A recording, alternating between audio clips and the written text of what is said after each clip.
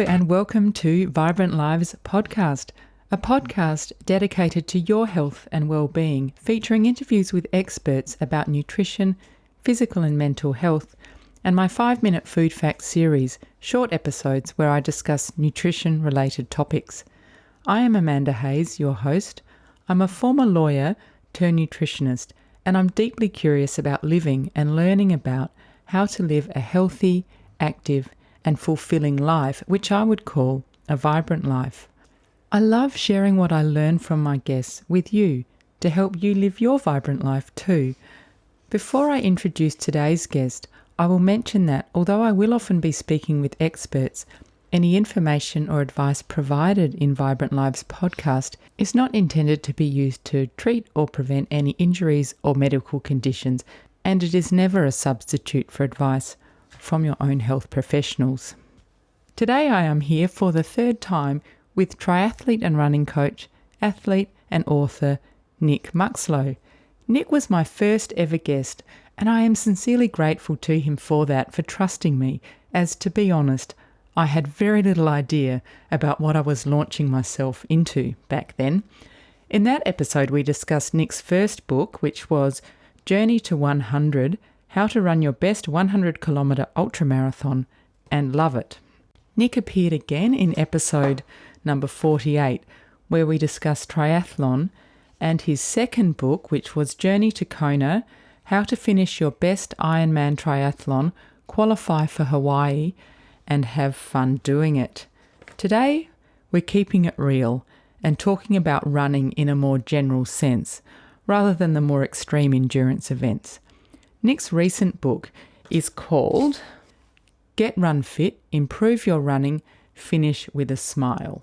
This recent book is aimed at a much broader audience, and it's an excellent resource for anyone who runs or who wants to run. And we'll be going into more detail about what you can learn from the book during the episode. If you've listened to any of my previous episodes with Nick, you'll know that he has a very impressive running and triathlon resume, and I'll just pick a few things to mention. He has completed 7 Ironman races, including Hawaii, where his PB is 9 hours and 10 minutes. His best time for the Eurobilla 56 Ultra, the race I recently did, is 4 hours 51 minutes. That is very fast. He has 19 years coaching experience. His marathon PB is 2 hours 45 minutes, and he has been the winner of the Five Peaks Ultra Marathon, the Hubert 50 kilometre, the Cleveland Ultra and Cleveland Trail Running Championship, and my favourite is last year he won the Hyson 105 60 kilometre event in a time of 4 hours and 38 minutes. And to put that in context, it's an average pace of 4:38 per kilometre, which, considering it's a hilly course on trails, is, in my opinion, breathtaking. It's phenomenal. Anyway, without further ado, let's chat with Nick. Hi, Nick. Hi, Amanda. How you going? Great. Thank you for coming back. So Nick's been a guest twice before on Vibrant Lives podcast. In fact, he was my very first guest. And in the last few episodes, we plunged straight into our discussion about ultramarathons and Ironman triathlons. This time I thought it would be nice to start our chat with some quick-fire questions, Nick, to get to know a little bit about you outside your role as athlete, coach and author. Nick, where did you grow up? Thank you. I actually grew up obviously locally, so just over in Royston Park, which isn't far from St. Peter's in Adelaide, for those that know, and spent, basically all my time. My parents' place was 200 metres from the Torrens, which I was very fortunate as a child to have that. Yeah, that sounds great. What is your go-to meal for dinner, Nick? Go-to meal for dinner had to be chicken pesto. Mm-hmm. Very nice. And easy as well, which is good. What are you reading right now? Right now, I'm reading The Practice by Seth Godin. Oh, so, right. Big fan of Seth's books. So that was one that I hadn't he released it probably 12, 18 months ago. Mm-hmm. Finally picked it up and I'm about 3/4 of the way through, really enjoying it. Oh, that's great. What are you enjoying listening to at the moment? It could be music, podcast, audiobook. Yeah, I'm a bit of an audiobook person as well. So I've been listening to The Brain by Daniel Eagleman or Dan Eagleman. Yep, fantastic. Which has been, really interesting to learn, I guess, a bit more about, how our brain works and that side of things, which obviously links into the coaching side. Yes, indeed. It sounds like you're a non-fiction fan. Is that true, or do you like fiction as well? When I was younger, I sort of tended to fiction, and then as I've got older, I basically mainly read non-fiction consistently. So there's a couple of books, like I did like the Da Vinci Code and things. Oh, yes. There's a few that I definitely enjoyed, but mainly non-fiction by far. Yeah. And are you a dog or a cat person, Nick? Hands down dog. Yeah. Without a doubt. So... And Nick, your favourite or dream holiday destinations in Australia and outside Australia? Ooh, I love to travel, so there's so many. Yeah. One that I'm really keen to head over to is Wilson's Promontory, or Wilson's Prom. Yeah. Never been there, so pretty keen. Overseas, probably like Canada or Alaska. Yeah, cool. Kind of a bit of a common theme with the mountains, the wilderness, with both of those. Yeah, well, we've been to Canada, but not Alaska. That would be amazing, I reckon. So, Nick, as many listeners will know, you have written 2 books previously. You wrote Journey to Kona in 2019, and then in 2017, you wrote Journey to 100, How to Run Your Best 100-kilometre ultramarathon, and love it. So I would say that your latest and third book, which we'll be talking about today, which is Get Run Fit, Improve Your Running, Finish with a Smile, which you published this year, I would say it has a slightly different flavour from the first 2. The first 2 were about completing fairly extreme, I think, by normal human standards, endurance events, whereas this one, Run Fit, is aimed at running in a more general sense, I think. So, Nick, who's the intended audience of this book? Yeah, so obviously very different flavour, as you said, and the intended audience of this book is actually just runners, period. So you could be from like a 5K runner wanting to, say, improve and hit a PB, so someone that might be out at park run all the time, or it might be through to the half marathon, full marathon, right up to your ultra marathon runners, because what I really discuss in the book is actually relevant to all those groups. Yep. And I'm looking at the similarities between them. With the ultimate goal, as the subtitle sort of says, it's really about how to improve your running and finish with a smile. And it's really about getting run fit and becoming a run fit runner and what that actually embodies. So we will dive into that. But why did you decide then to write this particular book? What motivated that decision? Yeah, so there's a few different things. So I guess I, as a coach, am really fortunate that I get to see also the progress of others. Mm-hmm. And I was also then looking, constantly reflecting on my journey and my past experience that I had. And so then you started to really draw together the similarities and basically the challenges that people actually came up against. And so then you kind of like, oh, hang on. We basically know that you're going to make predictable mistakes at predictable times. And so therefore it's like, well, how can we prevent that? And so that's where it really came together into the Run Fit method. And that was really, I guess, the catalyst for actually going, well, hang on, these are the key things that people need to do. And this really brings structure to what we're doing and gives people the deep understanding that they need. Well, that's really interesting, because for a person on their own running journey, you were saying there's predictable mistakes, but you don't know that yourself. So it's interesting for you because you can see it across the board, with which leads me perfectly to my next question. So before we dive into how to improve running, what are some of the common things that hold people back from doing that? Some of the common mistakes, I guess. Yeah, so obviously, as I guess I just touched on, often like a scattered approach. So they're often not looking at the big picture, and so they'll only focus on one aspect of their running, and that's really leaving time on the table, or that's hampering their improvement. Probably the other really, really big one is a short-term focus. Yeah. So runners often come in and they're focused on the next month, the next 12 weeks. They don't actually necessarily look at their running as, okay, I'm going to be doing this for 3, maybe 4, 5 years. I mean, most runners end up being lifetime runners. Yeah, I would say. And so it's like, okay, so if I'm going to be doing this in 7, 8, 9, 10 years' time, well, let's actually go in with a bit of that viewpoint and actually put in place the key building blocks to allow us to actually have that progression and that improvement versus, trying to do everything in 3 months and then breaking ourselves and obviously not even hitting the start line of the race we want to. Or maybe not enjoying it if you take that sort of short-term approach. So, Nick, this is a question I'm curious about because my husband used to be a 400-metre runner, so he often looks at people running and he'll critique them, not in a mean way, but just, say, oh, that person's doing this wrong or whatever. Do you do that as a coach? Do you look at people running and you can't help yourself but to notice? Absolutely. Yeah, I bet. I actually encourage everyone to do it because it's one way that you can actually improve your understanding around run technique and run form. Because if you're critiquing someone else, then you're having to make a judgment on what they're doing well and what they'd potentially improve.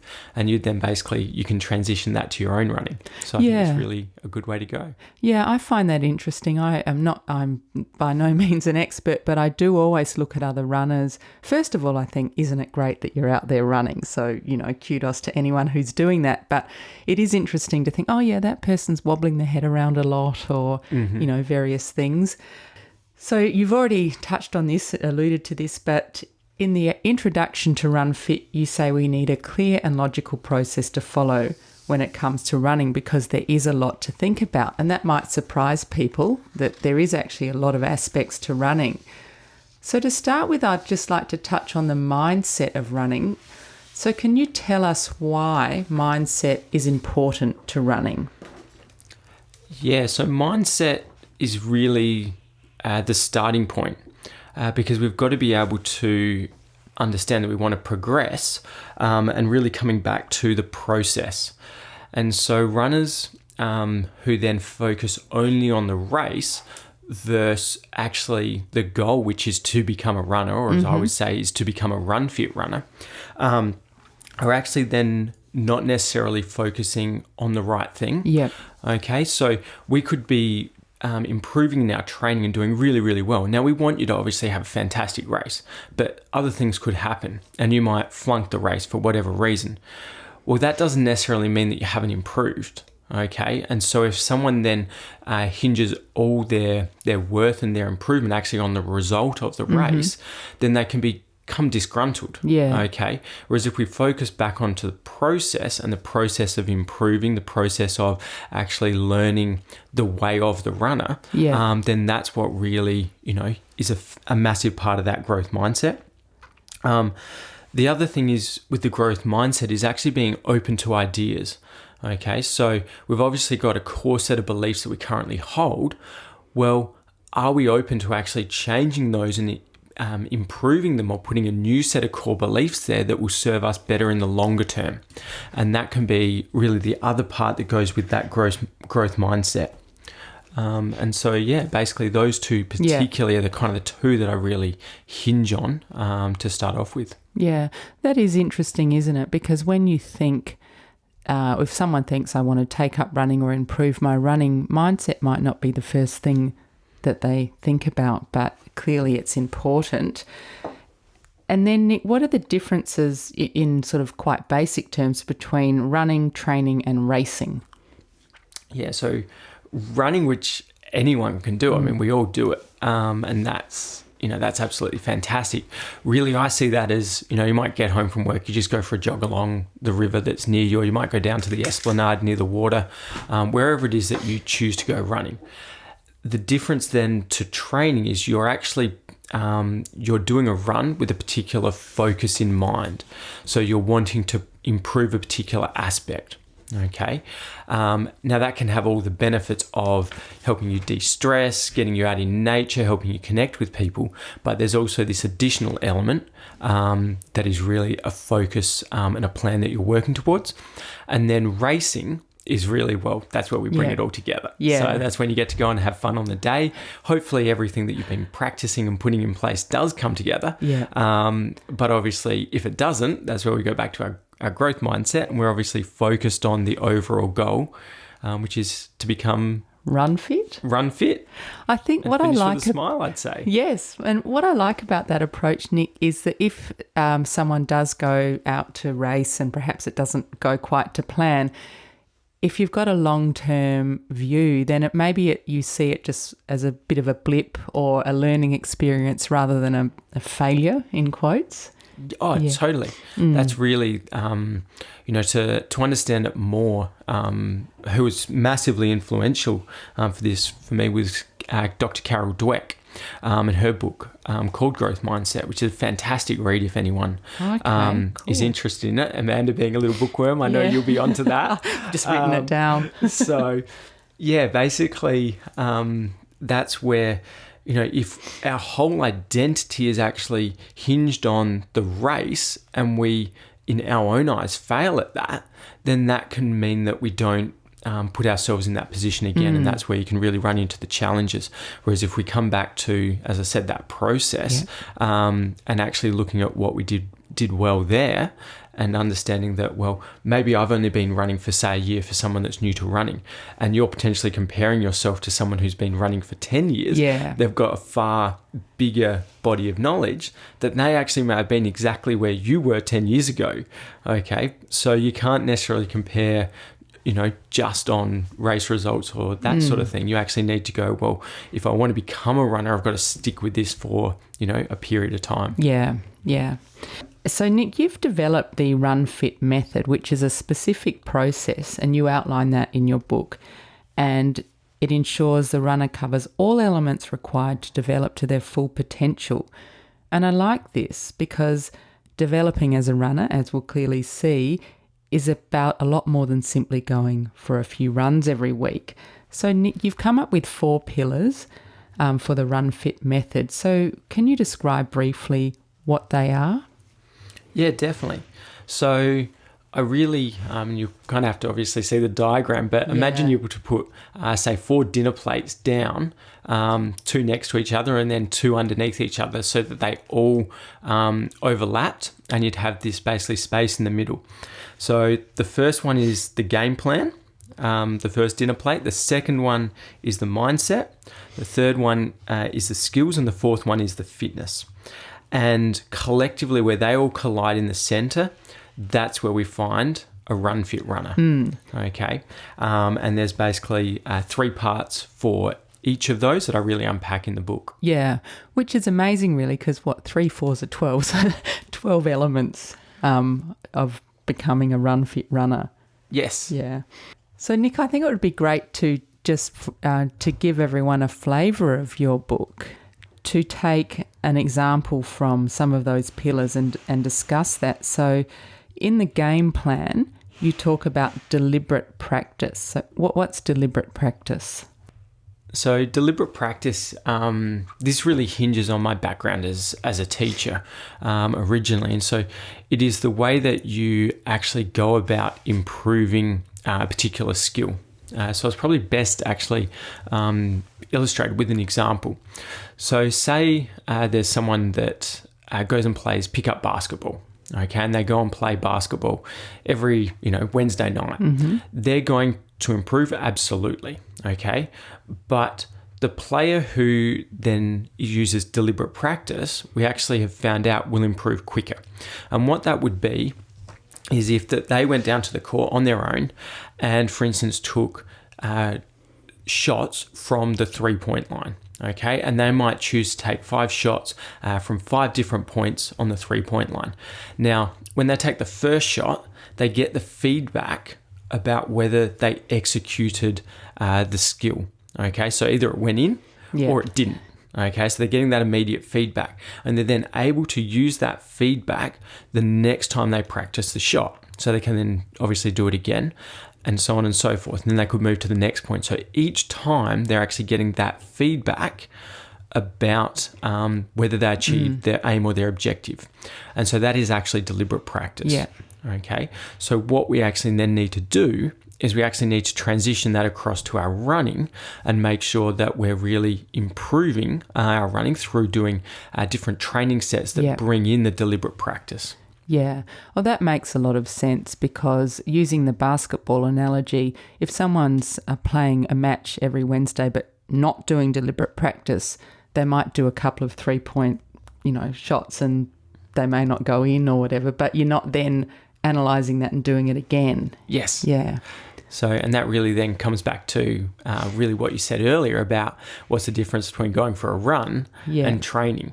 And so absolutely go for a run, but going for a run is like the pickup basketball. Yeah. Lots of great benefits, a lot of fun, but won't necessarily always assist your improvement if that is your ultimate goal. Yeah, sure. And so that's where really training as a runner comes in. Well, then in terms of the next pillar, mindset, you've actually already talked a bit about growth mindset. So what is training mindset? Yeah, so training mindset, obviously there's lots of different parts to it, but one of the big ones is building the habit out, the habit of actually going and running consistently, not just when you necessarily feel like it, okay?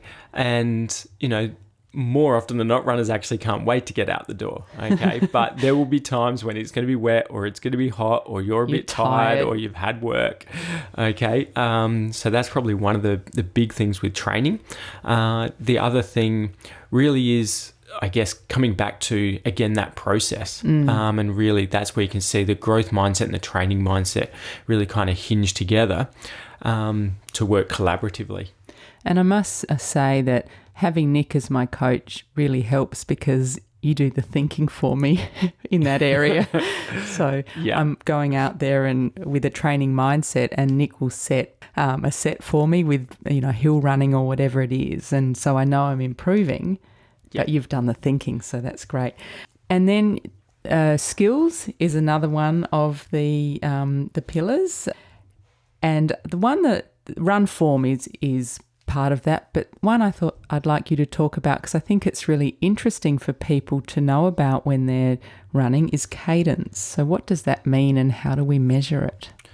Yeah, so cadence is how often your feet strike the ground per minute. And that could either be one leg, which will give you a number out of roughly 90, okay, per minute. If it's both feet that counting, it's going to be roughly 180 or in that vicinity normally. So some people will be below that, some people will be above that. And really what we find is that, or I guess I don't prescribe to people having to be at 90, which you'll obviously see in a lot of running literature. Yeah. But I do prescribe to people having to be above 85. Yeah. Okay, I kind of find as long as you're north of 85, that's fine. And that will also vary depending on what race you're doing, because our speed or our pace as a runner is only dictated by two variables. So you've got either your cadence or your stride length. They're the only two options that we've got. So if I just relate that to a bike quickly, on a bike we've got our cadence, and our stride length on our bike is actually our gear ratio. And that's how the revolution distance of a pedal stroke to how far the wheel will travel.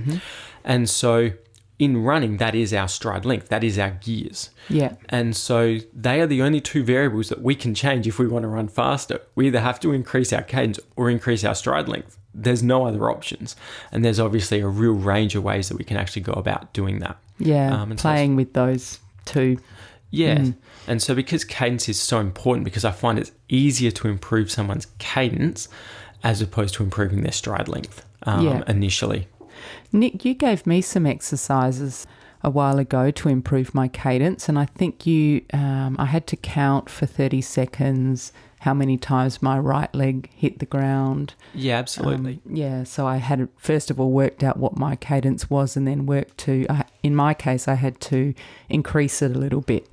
Yeah, so you can obviously put your cadence up just on your watch. A lot of smartwatches will now display it, or you can manually count it. Yeah. So just looking on your timer on your watch, or if you've got a lap timer, as you did, count it for 30 seconds, and then try and improve it for the next 30 seconds until you get to roughly where you're hoping to get to. Yeah, and then it starts to feel kind of natural which is what has happened with me, which is good. Nick, finally, when you talk about fitness, one of the aspects you talk about is strength. So why is strength important?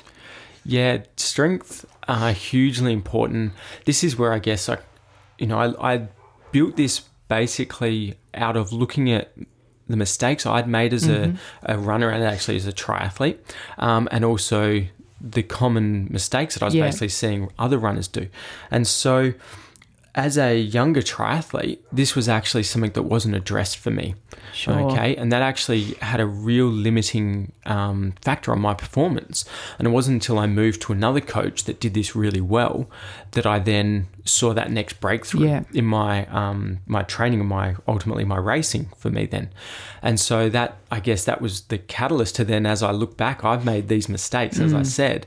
And so that's why it's just so important. So strength, particularly for the endurance racing, is hugely important over the back, basically 25 to 30% of the race. Yeah. And that is really, the ability to hold your run form well and actually having trained that. So if you're doing, especially the half marathon, anything longer than that, it's real important. And that can then be developed either through the running itself, which is where we can tackle like the hill workouts and things, or it can also be specific strength work in the gym. And when I say gym, that can either be an at-home workout using some basic weights, or it can be a full workout in the gym using full equipment. Yeah, I mean, I think the good thing is that people can do it at home if they know what they're doing. So it doesn't have to be an expensive gym membership. No, not at all. With those that I work with a lot of people that are parents. And parents are notoriously, potentially short on time compared. And there's nothing wrong with that. That's, running has to fit into your life, not your life into your running. So don't see that as an issue. Like, if we compare it to an 18-year-old who's studying, working a part-time job, and then sponging off their parents, perhaps. So, that's where we just got to go, well, that's where I'm actually at. And so one of the things they often can do, though, is they've got time at home. And so to be able to basically do that workout at home is a great way to go. Others just actually don't enjoy the gym, and they don't want to pay for a membership, and that's fair enough. Yeah. So with some quite basic equipment, you can have a fantastic at-home workout. And so, that's something that I outline in basically the Run Fit Club and things. I imagine that people listening now are very excited to get out and run. An important part of starting or building up your running is not ending up injured. Now, that's probably every runner's worst nightmare. So, Nick, can you give us a few tips on managing our running load? Yeah, definitely. I was actually the importance of this, especially if you've had a break from running. So coming into summer, if people haven't done much over winter potentially, or if someone's been injured, or someone's just purely starting out. The first sort of 3 to 4 weeks are super important. And so, I outline that a bit more in the book and really give you a full understanding about how the body actually adapts to training. But basically, the key things that I can really give now would be to basically monitor your load and track your training. You do need to plan it. Yeah. Okay. And it's when people don't actually put a plan in place that they really struggle, because they don't build the habit, so they're haphazard and it's sporadic, or they'll do far too much. So I kind of go 0 to 110. Yeah. And then they're just, they're blowing the amount of running that they're doing out the water, and they start to improve super fast, and that gives them more motivation. They keep running, and then bang, they injure themselves. So that's probably the other key thing. And then the last thing, you can have a day off. You've got to have a day off. You can do your strength workout on that day. You can go cross training, but at least one day off a week where you're not running is really, I think, quite important and overlooked. Yeah. And it does actually help you in the long run build your fitness and strength to have that day off to let the body recover. Absolutely. If you've done the work, the other ingredient is the recovery, and that's what we need. Yeah. I think it's a great time for people to start running because there's so much information. Like as you mentioned, Nick, when you were a young triathlete, you weren't really doing the strength work. But now people starting out in these sports, that knowledge is there. So, there's so much more knowledge, I think. Yeah, I might have said it in one of your prior podcasts, because it was really sort of a catalyst for me writing my first book. As a young triathlete, I went and looked for a book that I could read that would help me improve. Yeah. And I didn't find anything at the time that, as a 16, 18-year-old that was easy to read and could be read from cover to cover. Yeah. So all the books that I've written are designed to be read from cover to cover to help you improve. Whereas I find a lot of other books in the space, and I myself, I've got a whole collection of training books, but I use them more as reference parts, or I'll go and read a chapter or read a section as opposed to literally reading it through. How do I do it? And so... Because I think in your triathlon book, one of the things I really liked was you even went through how to do transitions and stuff like that. You need to know all that stuff if you're going to race a triathlon. Yeah, totally. I mean, you got to be able to get from this all through the training, then from the start of the race to the finish of the race. As I say on this book, finish with a smile. Well, you can only finish with a smile. That's the very last point. Yes. Of the race. So everything before it is being put in place to allow that. Funnily enough, finish with a smile. I finished the Eurobilla with a big smile on my face, but that was mainly because I was so relieved to be finishing. And I felt really good. I felt like my form, I was exhausted, but I felt like my running form was still there. So yeah, that was great. Thanks to Nick. And Nick, throughout Run Fit, you've included some questions and they're designed, I think, to make the reader really think about their running and also to help them absorb the information, because if you just read without stopping to think about it, then maybe you don't absorb it properly. An example is to list the reasons why you run.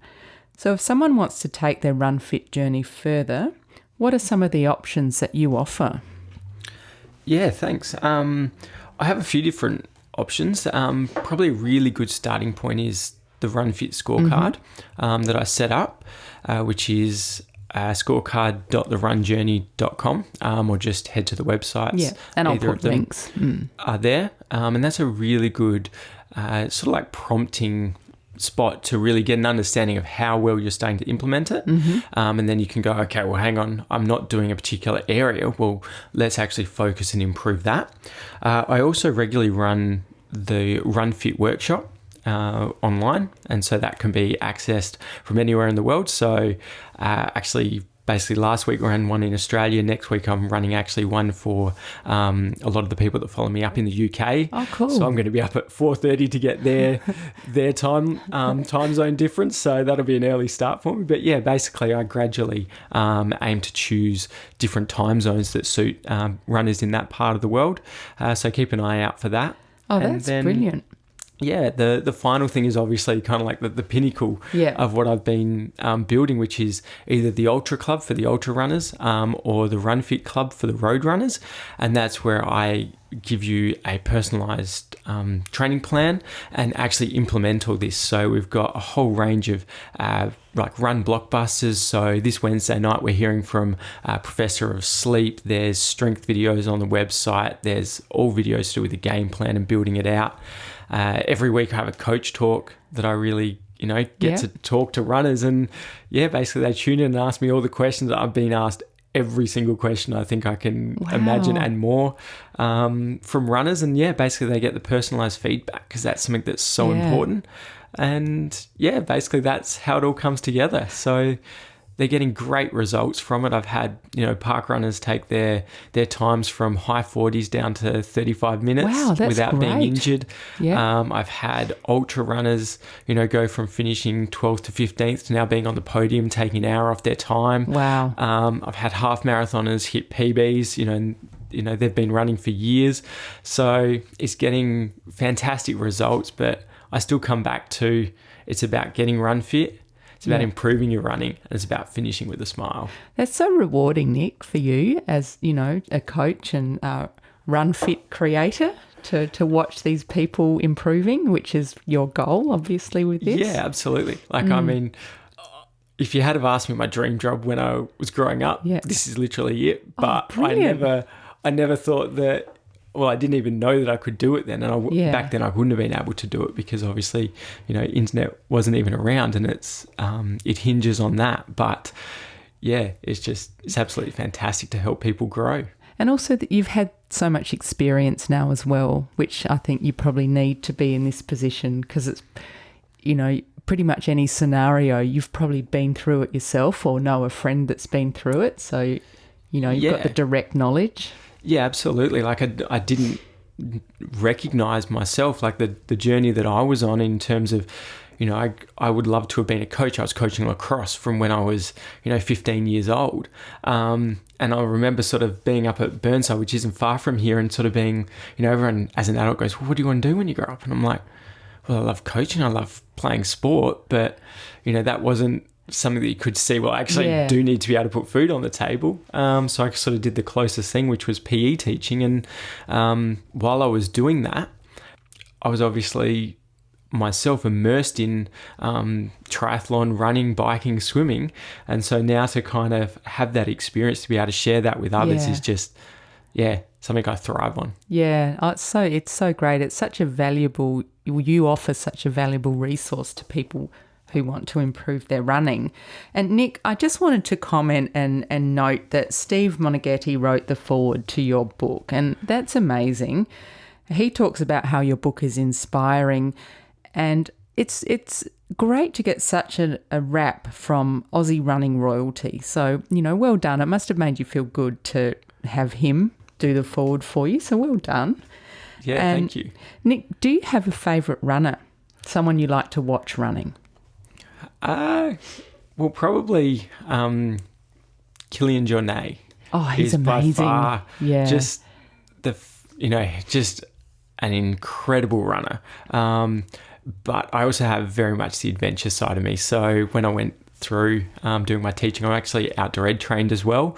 And so I love, getting out in nature. And that's really why I guess I'm also drawn to the trail and ultra as much as I know I love the road as well. So who knows? Yeah. But yeah, just the way that he goes about it and really just enjoys getting out in nature. He is amazing. I think he grew up in the Swiss Alps or something. He's just been running his whole life. I've got to go running over there. Some of the videos he puts up is incredible. Yeah, he's incredible. My favourite is Eliud Kipchoge because when you watch him run, he's like a metronome. He's just so steady and his head hardly moves. He's amazing. And he's such a decent human. He lives a simple life and gives back to the community, and everything about him is fantastic, I think. Nick, who inspires you? I'd probably almost say the runners that I coach and get to work with. They come to me with different races, and sometimes I've never even heard of them. Oh, cool. And I have to, there's so many races in the world, I have to look it up, and then it's like, oh, wow, that looks amazing.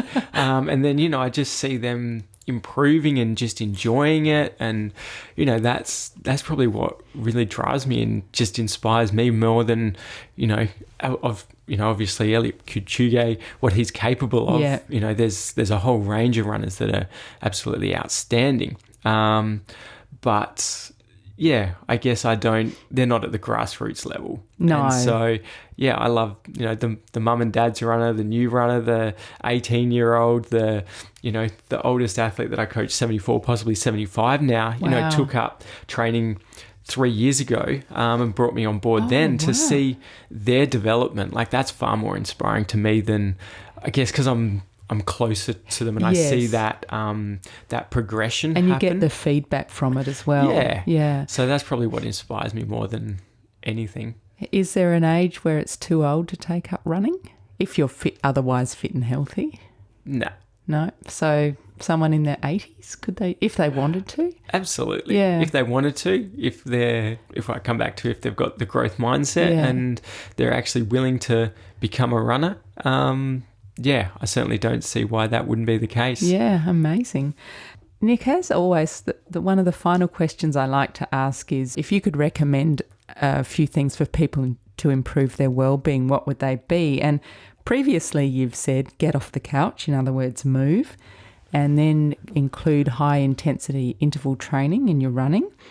And then the next time you said to have a goal and break it down into smaller, achievable chunks, and also to eat a healthy, well-balanced diet. So is there anything you'd like to add to those?